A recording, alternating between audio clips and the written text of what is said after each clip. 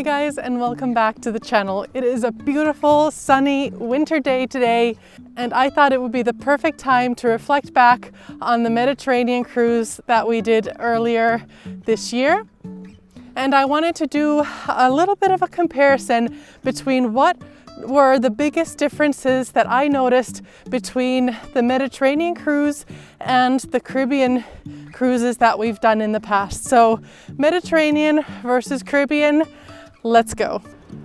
Okay, so I will give you my top 5 differences between the Mediterranean and Caribbean cruises that I noticed or that were relevant for my cruising. So the number 1 is a very obvious one, but it is location, location, location. And the reason why I wanted to bring that up is because now I know how those people living in Florida or near cruise ports in general feel. Because sailing out of Barcelona now for the Mediterranean cruise meant that we were just a short 2.5-hour flight away from the cruise port, versus when we've had to travel to the US for cruises leaving out of New York or from Florida. That's a 9-hour flight, plus then having to travel a day early to make sure that we have enough time in case there's any delays.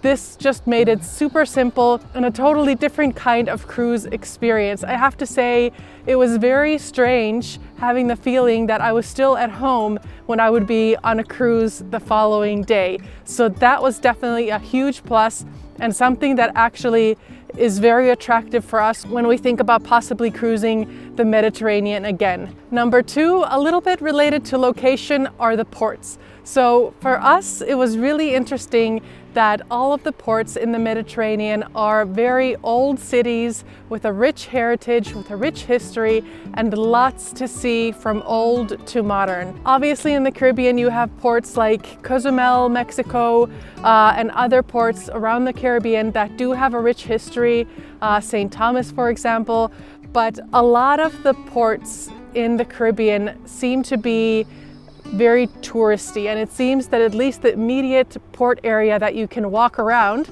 is very limited, and there might be a couple souvenir booths, most likely owned by the cruise lines. And to actually see something more, you really do need to take an excursion or find another way to get away from the immediate port area.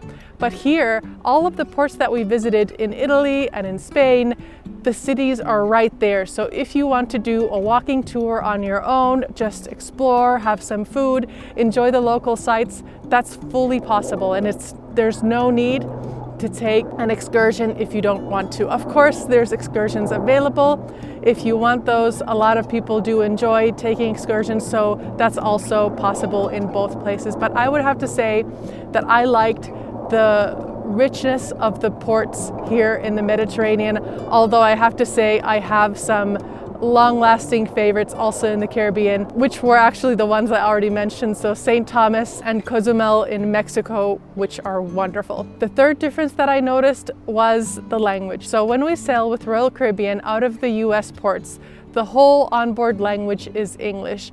There are only announcements in English. I can't remember if there was ever something perhaps in Spanish, but that's pretty much it. And then you can have additional languages put on your stateroom phone, stateroom TV, and so on. And you can then request the cruise compass in multiple languages as well. But all the announcements you only hear once, and you only hear in English.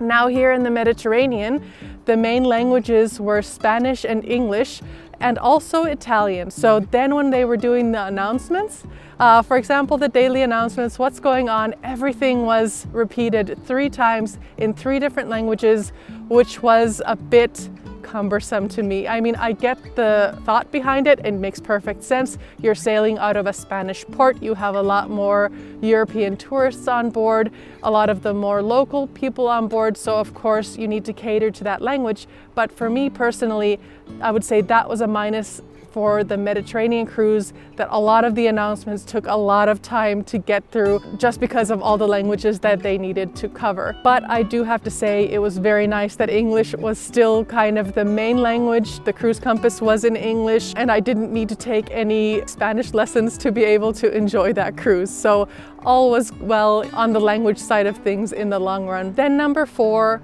a little bit related to the language, which were the activities that were available. So on our Mediterranean cruise, there were plenty of activities. I mean, I never had any problem of figuring out what to do, but because there was a Spanish-speaking group on board, most likely a majority, there were also activities that were only in Spanish. So for example, there was a comedian that was performing a show in Spanish.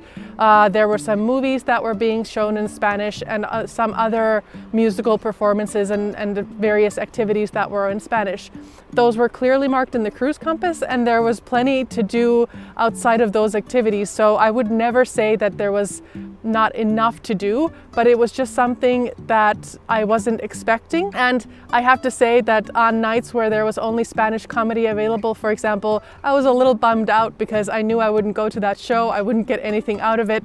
And I've never had that kind of situation in the Caribbean where all of the shows are basically in English. So this one is definitely not a minus for everybody, especially those Spanish-speaking guests on board. I'm sure they loved that they could enjoy something in their local language, sailing from their local port, so that makes complete sense.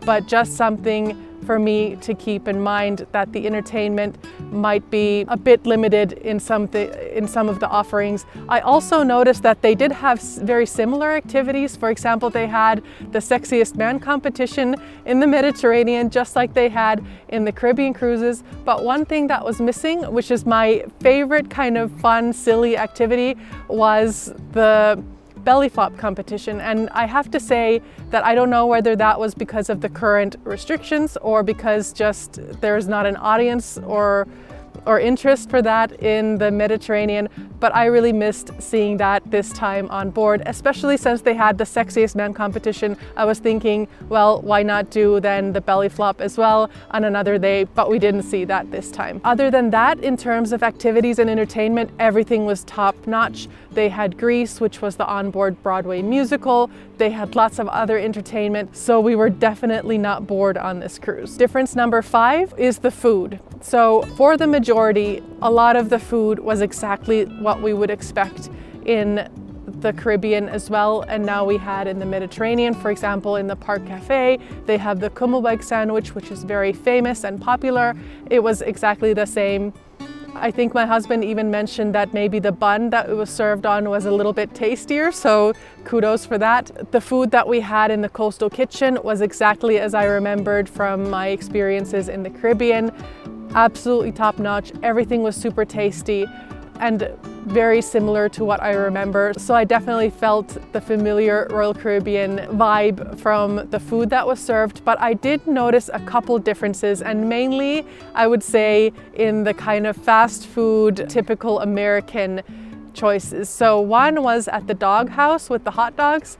The buns were different. So the hot dog buns weren't the same as the hot dog buns in the US, which makes sense because I'm sure the hot dog buns are locally sourced from and around Europe. So they were a bit different. I didn't taste it personally, but just looking at it, I felt that I may have been a little bit disappointed if I actually tried one. And another one, which I did try myself and was a little bit disappointed, were the burgers from the Windjammer. So anyone who's been on Royal Caribbean knows that you can go into the Windjammer and make your own burger. They have the buns and they have the patties and all of the fillings and fixins that you might want to put into your burger. And I have to say that the burger bun was not so savory as the one that they have in the Caribbean, and I would say the burger as well was different and not a good difference. So overall, I only had one burger and that was it. I didn't need to go for another taste. I will leave my burger experiences for the Caribbean cruises because there was plenty of other things to choose from, which were absolutely amazing. So definitely no deal breakers in terms of foods, but just a little bit of a reminder, if you have your very favorite thing, it might be slightly different, although you can get it. So there were burgers, there were hot dogs, but just maybe the taste was a little different than what you might be used to if you've only cruised in the US on Royal Caribbean. And actually, as a bonus, last number 6 was a difference that one of you noticed when I did the ship tour. So I was walking through the casino and I mentioned that there's a non-smoking and a smoking side. And one of you commented that actually now in the Mediterranean, the smoking side was completely eliminated. So the whole casino was actually non-smoking.